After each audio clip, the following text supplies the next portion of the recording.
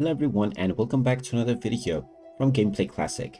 In this video, I'm going to show you how to use a redeem code on your PlayStation account. So let's get started right away. First of all, open up your web browser and then in the address bar type in playstation.com and press enter. You will now be taken into the official PlayStation website. Just go ahead and choose your country, and from the homepage, if you haven't logged into your account already, click on the sign in button that you see at the top right corner and then proceed forward with your credentials. After logging in, you will be taken back into the homepage, from which if you wish to use a redeem code, just click on the account icon at the top right corner. You will now see the redeem code option. Go ahead and click on it, and you will just be asked to enter the 12-digit voucher code.